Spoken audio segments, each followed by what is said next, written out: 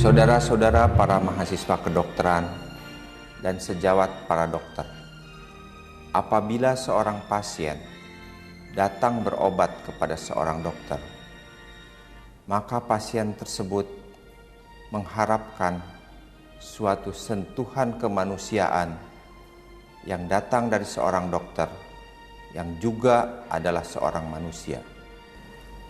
Pemeriksaan jasmani yang dilaksanakan dengan baik dan benar akan merupakan kunci utama untuk menegakkan diagnosis yang tepat, yang didasari oleh rasa percaya dari pasien terhadap dokternya, rasa puas dari pasien terhadap kinerja dokternya. Presentasi berikut adalah merupakan revisi dari edisi sebelumnya yang telah disusun oleh Dr. Rumiati Usman beserta kawan-kawan beberapa tahun yang lalu. Presentasi ini juga dapat terlaksana berkat kerjasama yang baik di antara sejawat-sejawat dokter di bagian ilmu penyakit dalam Fakultas Kedokteran Universitas Indonesia, Rumah Sakit Umum Dr. Cipto Mangunkusumo, dan dibantu oleh Institut Kesenian Jakarta, Fakultas Film dan Televisi. Semoga presentasi ini akan bermanfaat buat saudara-saudara dalam pekerjaan sehari-hari, dalam membina rasa percaya pasien terhadap saudara, dan dalam mensukseskan saudara dalam mengobati pasien-pasien saudara. Sekian.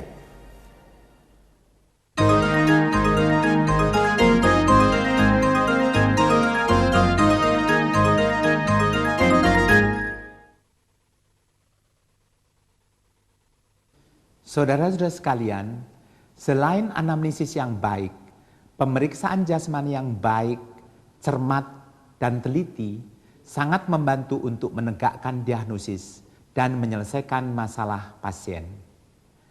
Pada kesempatan ini akan diperagakan cara pemeriksaan jasmani umum.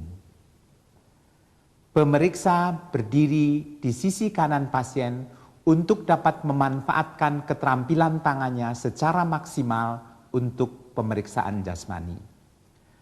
Pasien diminta membuka penutup tubuh secukupnya agar dapat dilaksanakan pemeriksaan dengan cermat dan teliti.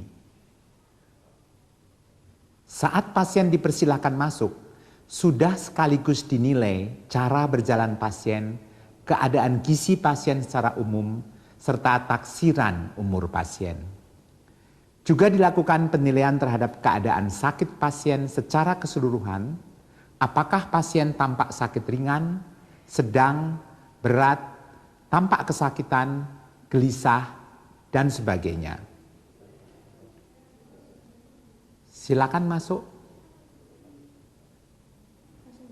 Ya. Terima kasih. Silakan duduk, Pak.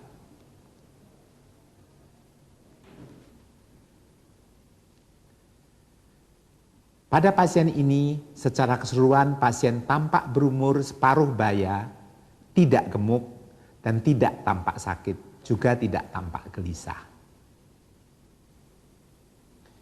Sesudah menilai secara keseluruhan, dinilai tingkat kesadaran pasien.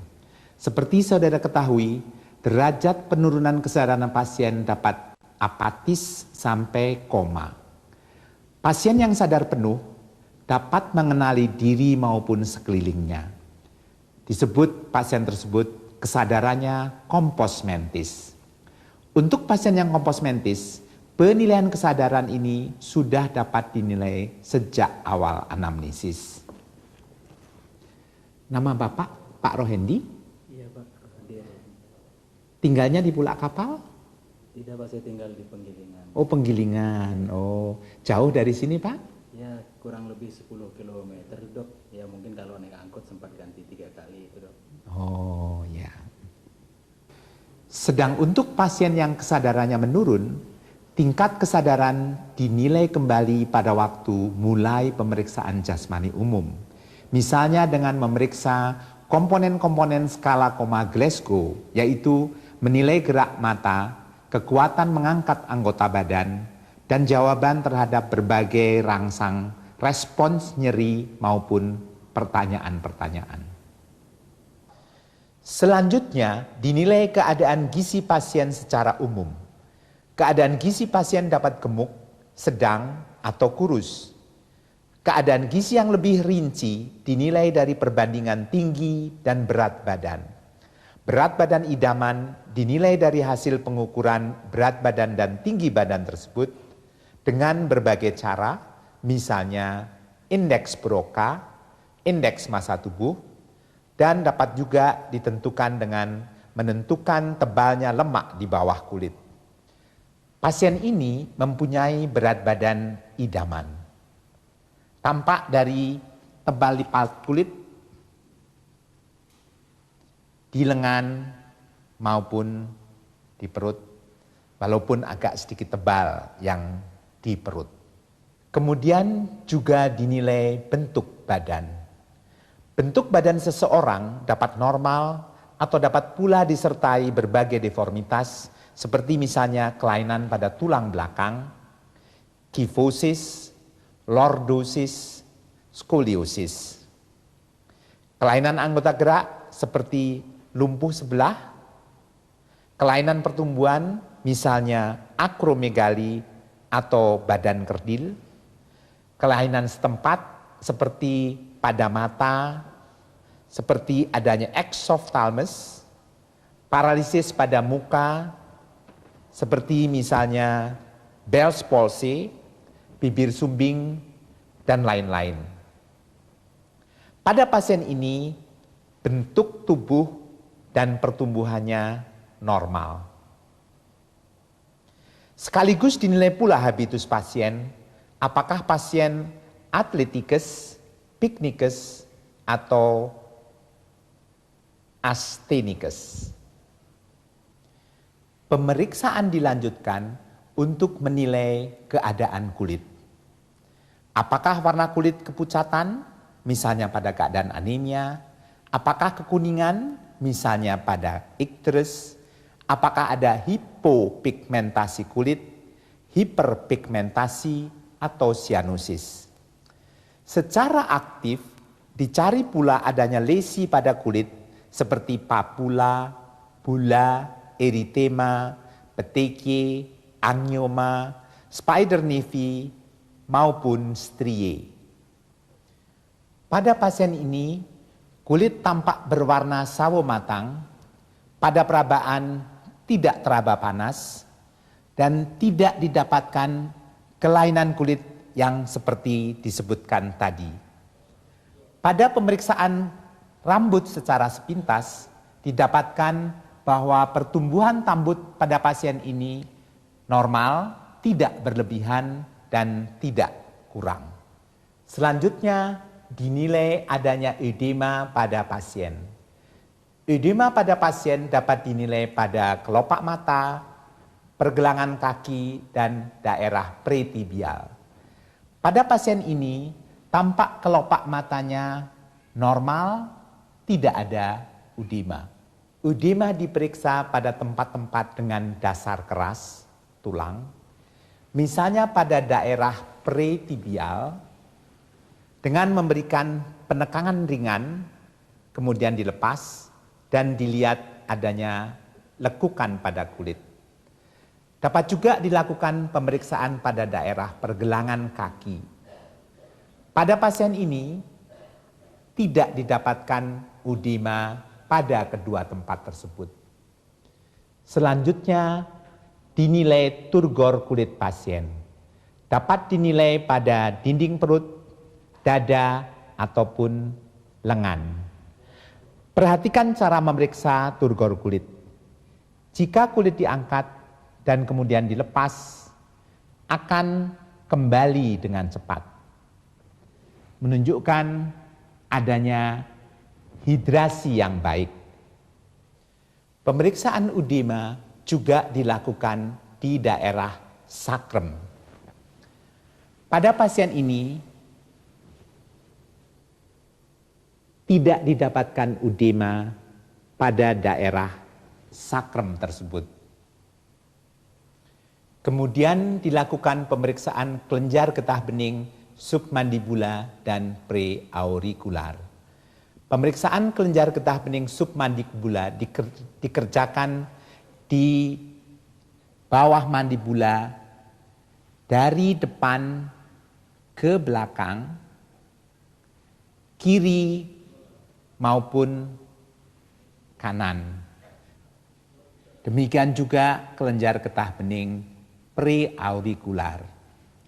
Kemudian di pemeriksaan dilanjutkan dengan pemeriksaan kelenjar getah bening di depan dan di belakang otot sternocleidomastoides dan dilanjutkan dengan pemeriksaan kelenjar getah bening supraklavikular. Pada pemeriksaan ini, pada pasien tidak didapatkan pembesaran kelenjar getah bening pada daerah-daerah tersebut. Dinilai pula keadaan kelenjar aksila kiri, aksila kanan, inguinal kiri, dan inguinal kanan. Perhatikan cara pemeriksaan kelenjar getah bening daerah aksila kiri,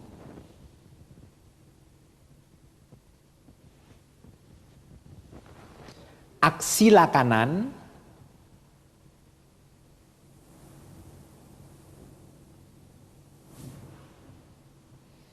inguinal kiri,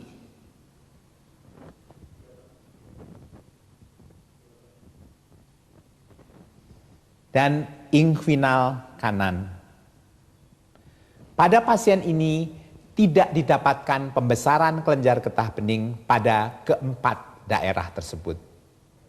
Saudara-saudara, setelah selesai dengan pemeriksaan kelenjar getah bening, pemeriksaan dilanjutkan dengan pemeriksaan daerah kepala secara lebih rinci dan kemudian leher dan dada. Pada pemeriksaan kepala, pertama kali diperhatikan keadaan rambut pasien. Diperhatikan apakah ada daerah-daerah yang botak atau mudah rontok atau mudah dicabut. Diperhatikan dari arah depan, dari arah samping, kiri maupun kanan, dan juga dari belakang. Selanjutnya diperiksa muka pasien apakah tampak wajar, tampak kesakitan, dan keadaan wajahnya simetris. Pada pasien ini tampak wajar, tidak tampak kesakitan, dan mukanya simetris. Selanjutnya diperiksa adanya nyeri tekan atau nyeri ketok pada daerah sinus frontalis, sinus maxillaris, dan kemudian prosesus mastoides. Perhatikan cara pemeriksaannya. Ini sakit nggak Pak? Tidak. Tidak. Ini sakit nggak Pak? Tidak. Ini? Tidak.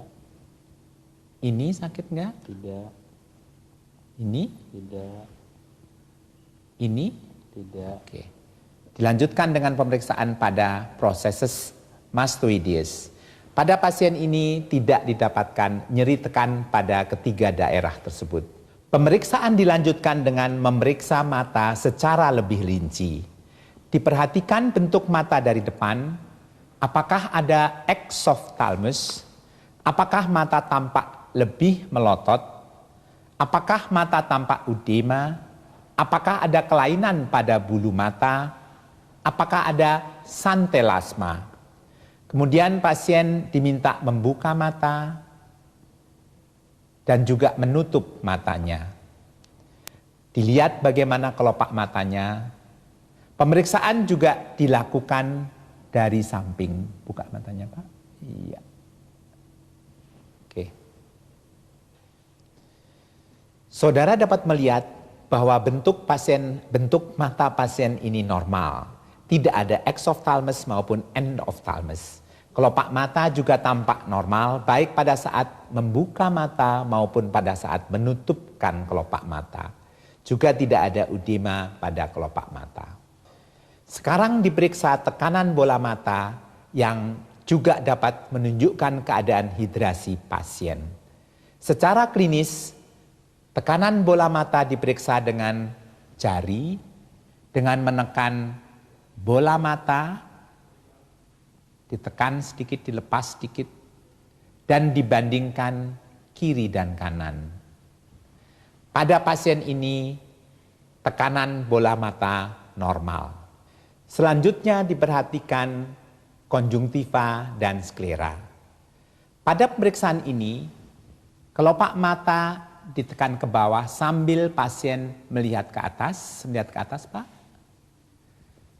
Dan kelopak mata atas ditekan ke atas sambil pasien melihat ke bawah. Lihat puncak hidung Pak. Pada pasien ini konjungtiva tidak pucat, sklera tidak ikterik. Untuk melihat adanya ikterus pada mata penderita diperlukan cahaya alami yang terang. Selanjutnya pada pemeriksaan mata dilihat juga adanya seroftalmia, adanya pinguicula, flictin, apakah ada ulcus cornea pada baik mata kiri maupun mata kanan. Selanjutnya diperiksa pupil mata pasien. Apakah ada katarak? Apakah sama besar dan bentuknya kedua mata? Dan apakah refleks cahayanya normal pada kedua mata? Pada pasien ini refleks normal, kedua mata sama besar, isukur, dan tidak didapatkan katarak. Selanjutnya pada mata juga diperiksa ketajaman penglihatan mata. Untuk pemeriksaan ketajaman penglihatan mata dipakai chart atau kartu khusus. Mengenai pemeriksaan dengan cara khusus ini akan diperhatikan lagi nanti di bagian mata. Secara sederhana, klinis bedside, ketajaman penglihatan dapat diperiksa dengan menanyakan pada pasien beberapa huruf. Misalnya, itu tulisan apa Pak? Pada. Ya, benar. Jadi, ketajaman pasien ini cukup baik. Untuk pasien dengan ketajaman penglihatan yang buruk, dapat dipergunakan jari pemeriksa untuk memeriksa ketajaman penglihatannya. Orang dengan ketajaman penglihatan normal dapat membedakan jari, menghitung jari pada jarak 60 meter. Jika pasien hanya dapat menghitung atau membedakan pada jarak 1 meter, berarti ketajaman penglihatannya hanya 1/60. Ini lihat Pak? Lihat. Berapa? 1, Ini? 2, Ini? 3, Ya. Pasien ini ketajaman penglihatannya lebih dari 2/60. Untuk pemeriksaan telinga, hidung, dan mulut, pasien diminta untuk duduk. Duduk, Pak. Oke, kakinya ke sini. Ya.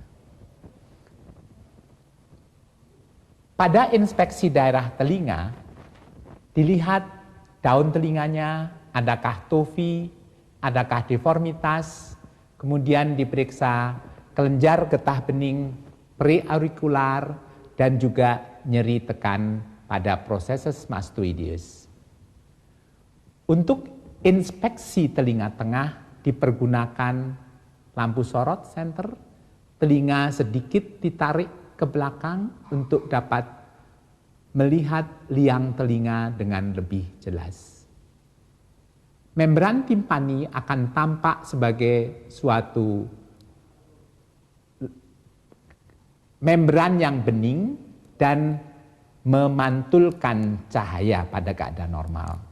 Untuk telinga tengah, adanya infeksi dapat dilihat dengan menarik telinga keluar sedikit. Ini sakit, Pak? Tidak. Kalau ada sakit, dikatakan ada otitis eksterna. Selanjutnya diperiksa fungsi pendengaran pasien. Uji fungsi pendengaran pasien dapat dilakukan bedside sederhana dengan cara berbisik atau mendengarkan detik arloji. Ini kedengaran, Pak? Kedengaran. Kedengaran, ya. Ini Kedengaran. kedengaran. Ini Kedengaran. kedengaran. Ini Kedengaran. kedengaran. Pada keadaan normal, detik arloji masih terdengar sampai jarak mulai 12,5 sampai 37,5 cm dengan rata-rata antara 15 sampai 20 cm. Dengan berbisik 1, 1, 2, 2 yang tidak mendesis masih dapat terdengar sampai jarak 6 meter pada ruang yang sunyi. Selanjutnya dilanjutkan dengan pemeriksaan hidung. Pada pemeriksaan hidung juga dimanfaatkan palpasi, inspeksi, dan pemeriksaan dengan penunjang. Pemeriksaan hidung adanya saddle nose yang melekuk karena destruksi tulang merupakan salah satu tanda khas untuk penyakit kusta. Kemudian liang hidung dilihat dengan senter. Diperhatikan apakah ada deviasi septum, apakah ada pembesaran kongka, sekret, ataupun tanda radang yang lain. Kemudian pemeriksaan dilanjutkan dengan meminta orang untuk meniup dan bernafas.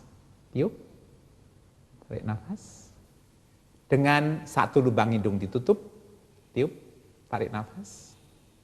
Kiri dan kanan, dan kemudian diminta membandingkannya. Gimana, ada beda kiri dan kanan? Tidak ada. Jadi pada kedua liang hidung sama, tidak ada obstruksi. Pada keadaan obstruksi, jelas nyata dapat dirasakan oleh pasien bahwa salah satu tidak sama pada waktu menarik nafas ataupun meniup udara. Selanjutnya dilakukan pemeriksaan bibir dan rongga mulut. Di sini juga dimanfaatkan keterampilan inspeksi, indera penciuman, dan dengan bantuan alat spatula lidah dan lampu sorot. Pada bibir dapat dilihat dan diperhatikan apakah ada sianosis, apakah bibirnya pucat, apakah ada tanda radang di sekitar atau di sudut bibir. Adanya vesikel pada sudut bibir yang merupakan tanda herpes. Pada pasien ini tidak didapatkan kelainan tersebut. Berbagai bau khusus dapat tercium dari mulut pasien. Bau obat dengan minuman keras, bau aston, bau amonia, vetor hepatik, semua dapat disimak dan diamati dengan baik. Bau busuk dapat tercium pada pasien abses paru. Lebih ke dalam sedikit, perlu diperhatikan selaput lendir mulut gigi geligi, dan lidah pasien. Pada selaput lendir mulut dilihat apakah ada tanda radang, stomatitis, afte atau ulkus. Dilihat pula kemungkinan adanya bercak leukoplakia. Pada pasien ini juga tidak didapatkan kelainan. Pada pemeriksaan gigi geligi perlu diperhatikan jumlah dan letak gigi geligi. Adanya gigi yang busuk ataupun akar gigi dan juga kemungkinan adanya abses periodontal serta kemungkinan adanya nyeri ketok pada gigi yang meradang. Pada lidah perlu diperhatikan adanya permukaan lidah yang berselaput, tafwetang, kotetang, demikian juga ujung lidah apakah hiperemik, apakah ada tremor, keadaan dehidrasi berupa lidah yang kering, adanya papil yang atrofi, adanya ranula, dan lain sebagainya. Pada langit-langit juga diperiksa kemungkinan adanya torus palatinus, palatoschisis, dan sebagainya. Pemeriksaan umum daerah mulut diakhiri dengan pemeriksaan tonsil dan daerah sekitarnya dengan bantuan spatula lidah dan lampu sorot. Pada pasien ini tidak didapatkan kelainan pada tonsilnya. Besar tonsil normal T1, T1. Setelah selesai dengan pemeriksaan daerah hidung dan mulut, pemeriksaan dilanjutkan ke daerah leher. Di samping kelenjar getah bening yang sudah diperiksa terdahulu, pemeriksaan umum yang lain yang harus dikerjakan di daerah leher adalah pemeriksaan kelenjar tiroid dan pemeriksaan tekanan vena sentral. Pada inspeksi daerah leher perlu diperhatikan adanya benjolan, adakah pulsasi yang abnormal, bagaimana keadaan vena, apakah tampak membesar. Pemeriksaan kelenjar tiroid dilakukan dengan pasien dalam keadaan duduk. Pemeriksa memeriksa kelenjar tiroid dengan merabanya dari belakang pasien. Pasien diminta untuk melakukan gerakan menelan. Kalau teraba benjolan di leher, dinilai apakah ikut dengan gerak menelan. Ditentukan ukuran kelenjar tiroid. Apakah pembesarannya merata, diffuse, ataukah nodular. Apakah lekat dengan sekitarnya, apakah nyeri, dan kemudian didengarkan apakah ada desir abnormal. Pada pasien ini tidak didapatkan pembesaran kelenjar tiroid dan tidak didapatkan kelainan yang lain. Setelah selesai dengan pemeriksaan kelenjar tiroid, pasien diminta berbaring lagi, selanjutnya diperiksa tekanan vena sentralnya. Posisi pasien dibuat sedemikian rupa sehingga leher tampak jelas. Kepala membentuk sudut kurang lebih 30 derajat dengan bidang horizontal. Pada posisi tersebut, umumnya vena jugularis externa dapat tampak dengan jelas. Jika tidak tampak dengan jelas ataupun terlalu tinggi, kepala pasien dapat diubah posisinya, dinaikkan atau diturunkan sedemikian rupa sehingga mendapatkan visualisasi vena jugularis externa yang optimal untuk pemeriksaan. Pada kesempatan ini juga kemudian dapat sekaligus diperiksa adanya kaku kuduk pasien ataupun adanya nyeri di daerah leher lain, dan juga dapat diulang bila perlu pemeriksaan kelenjar getah bening leher pada posisi berbaring ini. Pemeriksaan tekanan vena jugularis. Pengukuran tekanan vena jugularis dapat ditentukan secara tidak langsung menurut Lewis dan Borst. Ditentukan vena jugularis externa dengan menekan di daerah proksimal dekat klavikula, penekanan pertama. Vena jugularis menjadi tampak jelas melebar. Kemudian dilakukan penekanan di sebelah atas dekat mandibula. Penekanan kedua. Kemudian penekanan pertama dilepaskan.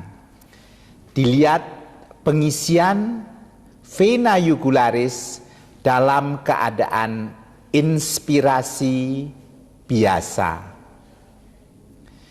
Ditentukan jarak titik pengisian tersebut dengan bidang acuan. Bidang acuan adalah bidang datar yang melalui Angulus Ludovici sejajar dengan bidang horizontal. Ditentukan jarak dari pengisian ke bidang horizontal tersebut.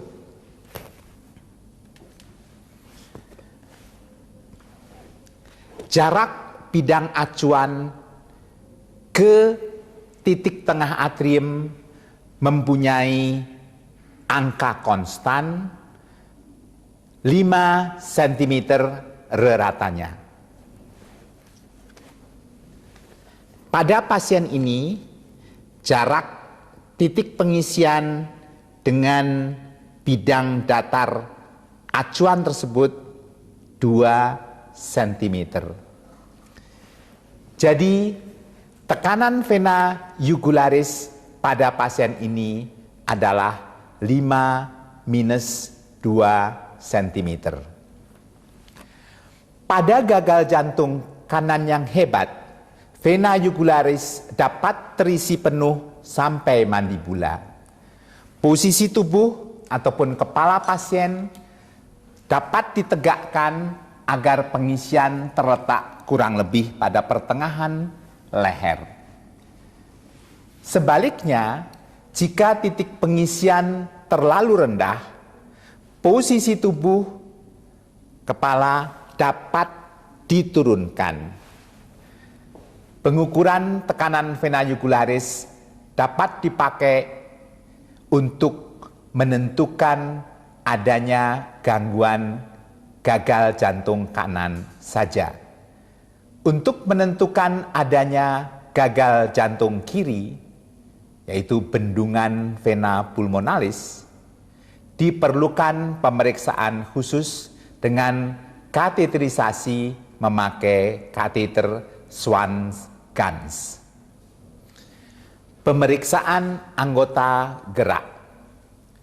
Pemeriksaan anggota gerak meliputi pemeriksaan inspeksi, palpasi, memeriksa gerak dan kekuatan otot, memeriksa sensibilitas dan refleks. Pada inspeksi perlu diperhatikan bentuk dan ukuran lengan, tungkai, kaki, juga dibandingkan kiri dan kanan.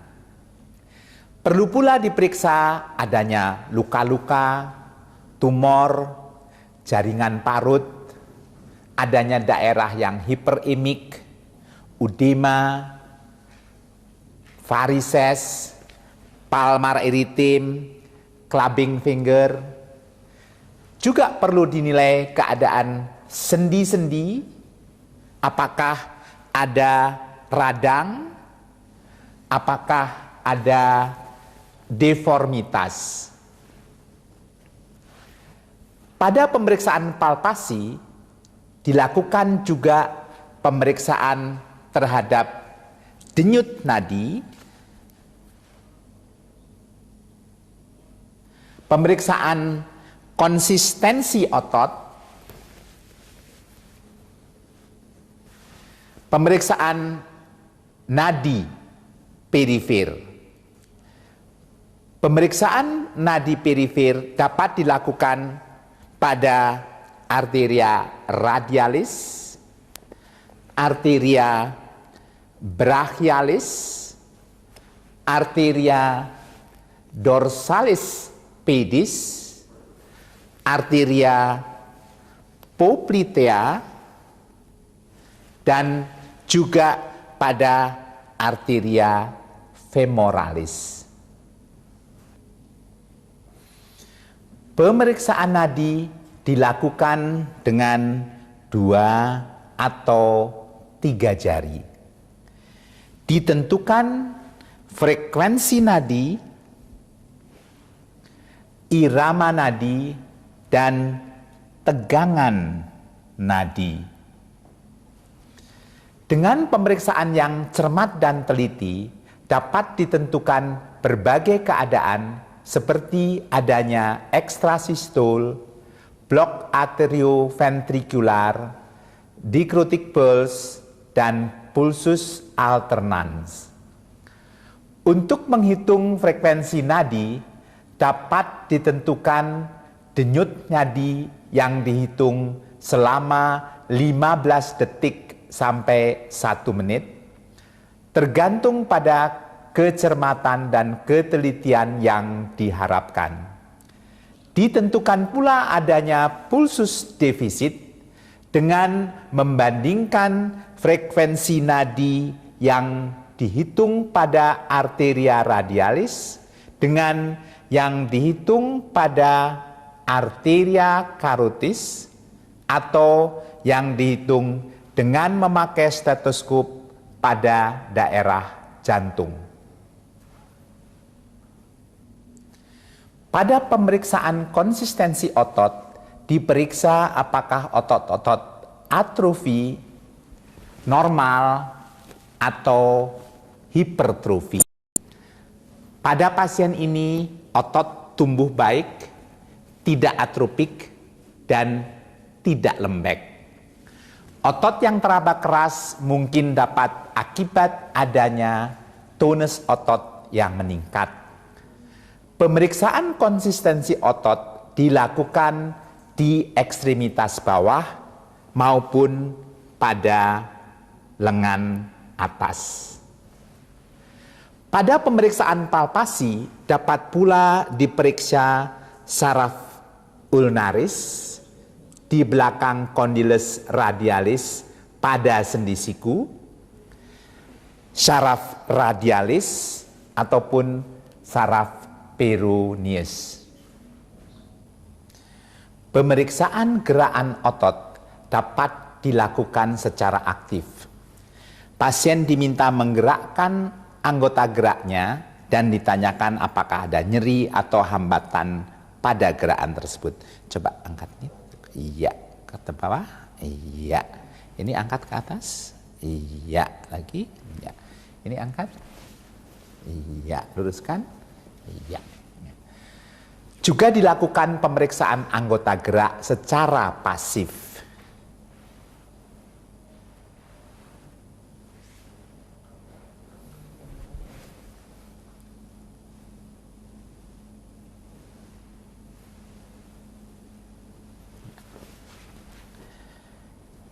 Kekuatan otot dapat ditentukan secara pasif dengan menahan gerak pasien. Perhatikan, coba tarik, iya, tekan, iya, ini angkat, iya, coba tendang, iya, iya. Kekuatan otot pada pasien ini normal. Kekuatan jari dapat diperiksa dengan menilai kekuatan genggaman. Kan? Iya, satu lagi. Iya, diperiksa dan dibandingkan kiri dan kanan. Kekuatan kaki secara keseluruhan dinilai dari kekuatan otot melawan gravitasi. Jika sama sekali tidak kuat melawan gaya berat bumi, kita katakan kekuatannya 0. Jika dapat mengangkat, angkat ke atas, lurus. Ya, dengan aktif melawan gravitasi, kita katakan kekuatannya Jika hanya dapat diangkat sedikit, hanya sama dengan gravitasi, kita katakan kekuatan ototnya hanya 3. Pada peragaan ini diperiksa beberapa refleks fisiologis dan patologis sederhana. Berbagai refleks khusus akan dipelajari di bagian neurologi. Perhatikan cara memeriksa refleks-refleks tendon biceps, refleks tendon triceps, refleks tendon lutut, dan refleks tendon Achilles. Refleks tendon biceps. Perhatikan.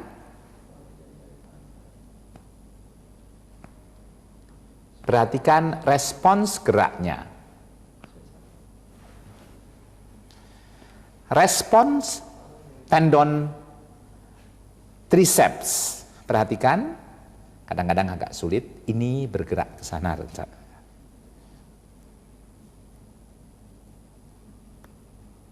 Tidak terlalu jelas refleksnya di sini. Refleks tendon lutut dapat dikerjakan sambil duduk dan bisa juga sambil berbaring. Saya peragakan dahulu yang sambil berbaring. Lemas.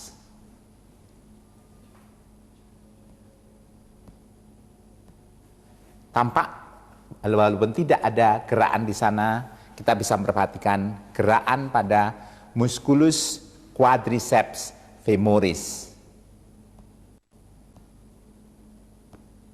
Pada musculus quadriceps femoris.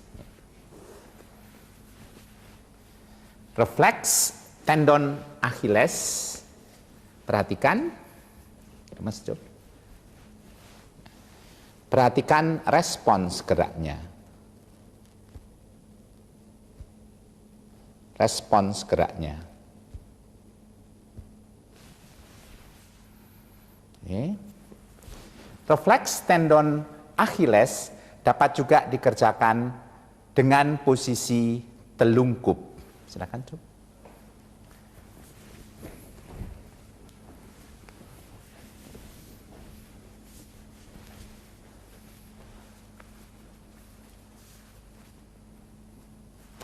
Perhatikan responsnya.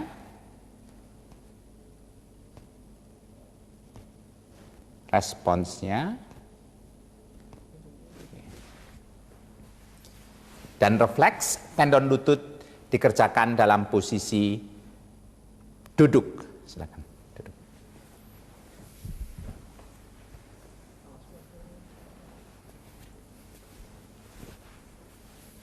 Maju dikit.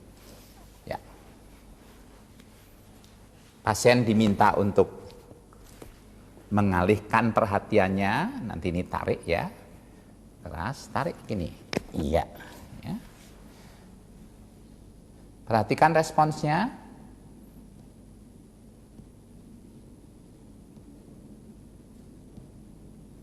Perhatikan responsnya. Dilakukan keduanya kanan dan kiri.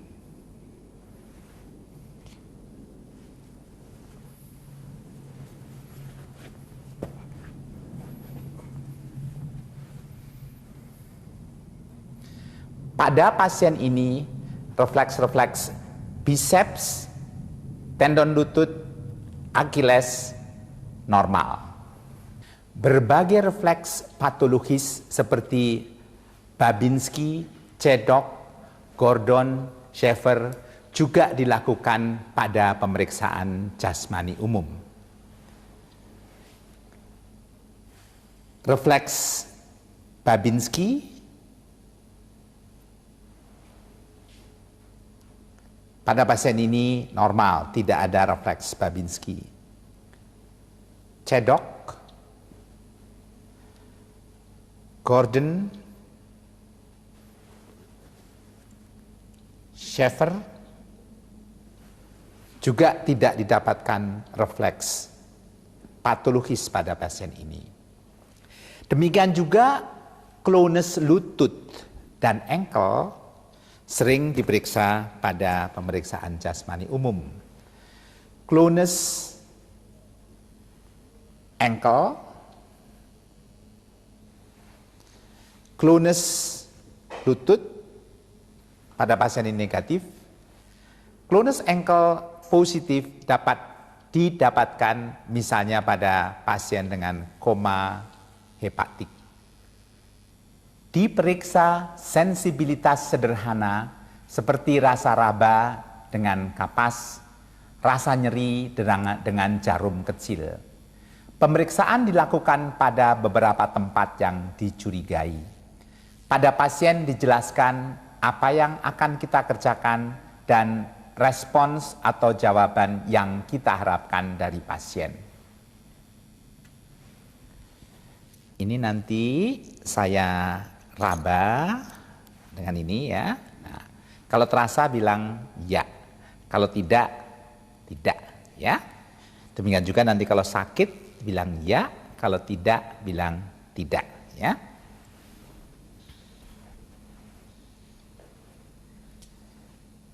Matanya ditutup. Ya. Ini terasa? Terasa. Ini terasa? Tidak. Ini terasa? Tidak. Ini terasa? Terasa. Oke. Rasa raba pada pasien ini baik.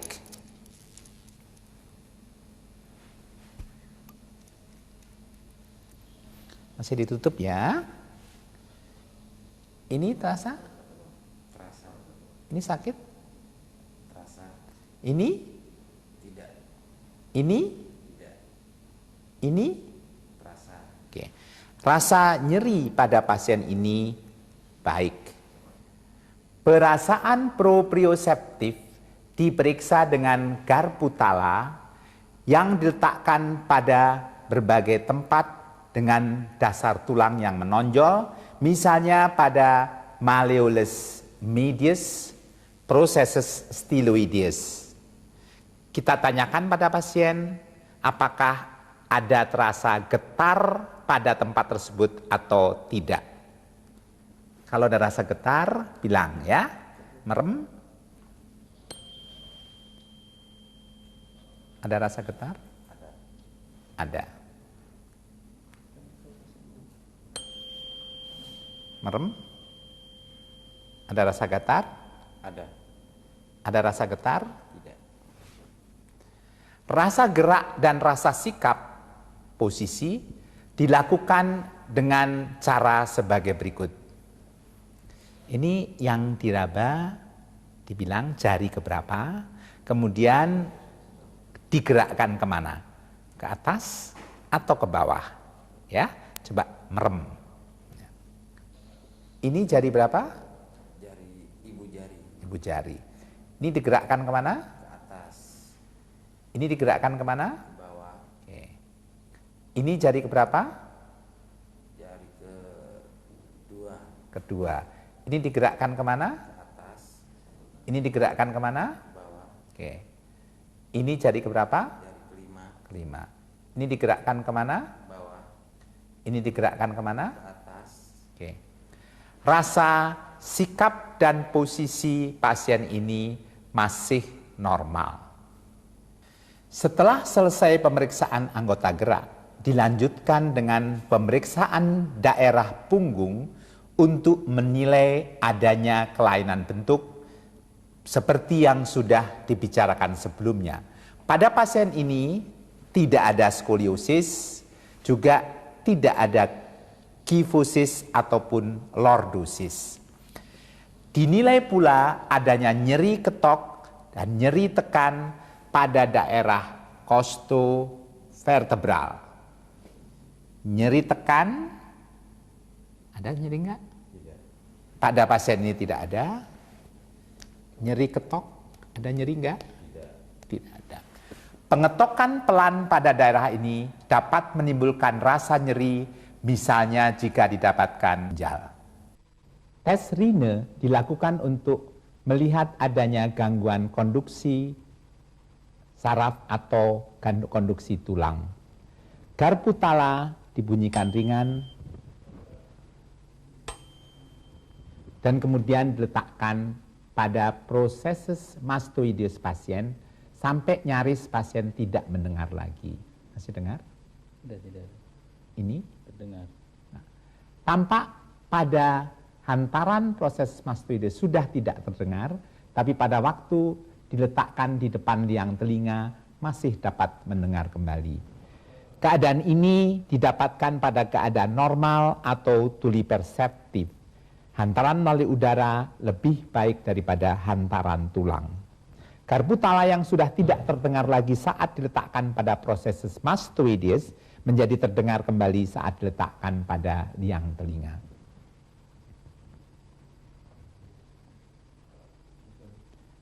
Tes Weber dilakukan untuk membedakan apakah ada tuli konduktif atau perseptif. Garpu tala dibunyikan secara ringan, kemudian diletakkan pada puncak kepala atau pada dahi, tengah dahi, dan pasien diminta menetapkan apakah sama kanan dan kiri.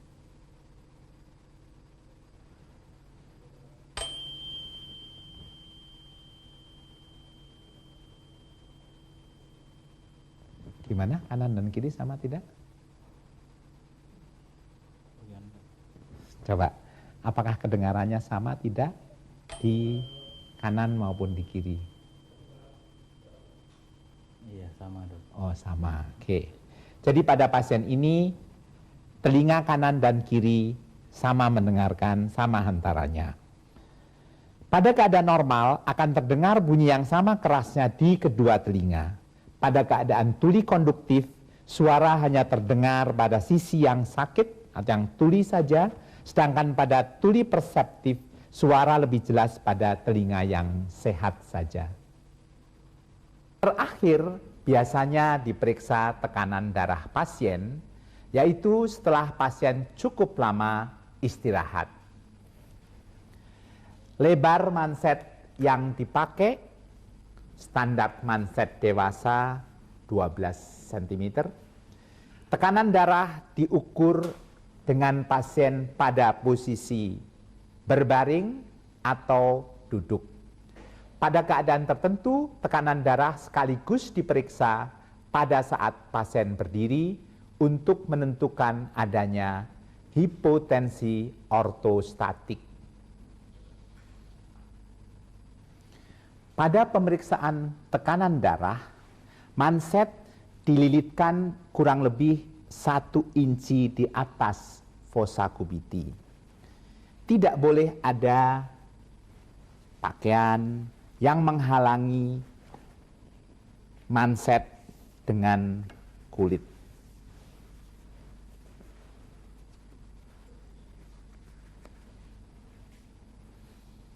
Mula-mula ditentukan tekanan darah sistolik secara palpasi.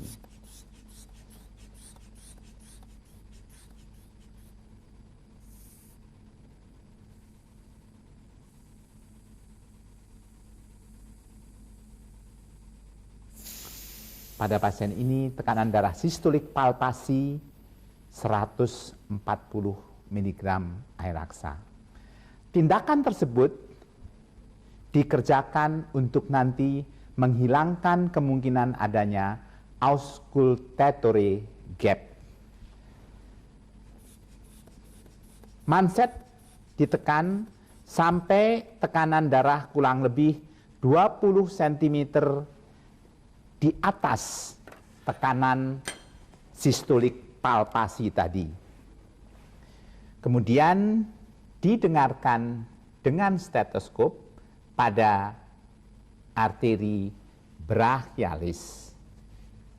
Tekanan manset diturunkan perlahan-lahan kurang lebih 2 mm Hg per detak arteri.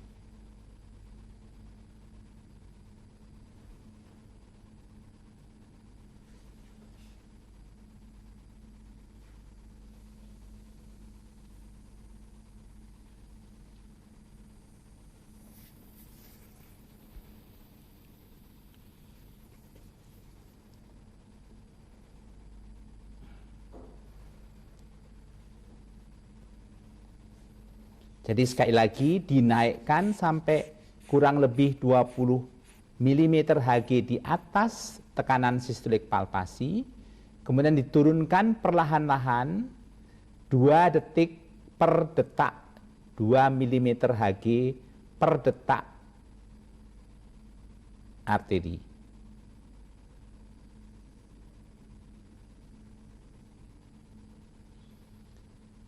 Bunyi yang terdengar pertama, Korotkov 1, adalah tekanan sistolik. Dan pada saat bunyi menghilang, Korotkov 5 adalah tekanan diastolik.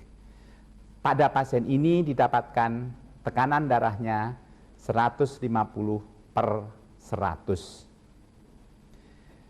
Kadang-kadang perlu pula dilakukan tekanan darah di kaki. Pakai manset yang lebih lebar pada di atas ankle dan didengarkan dengan stetoskop, bisa di fossa poplitea kalau mansetnya di daerah paha, dan dapat juga didengarkan di arteria dorsalis pedis.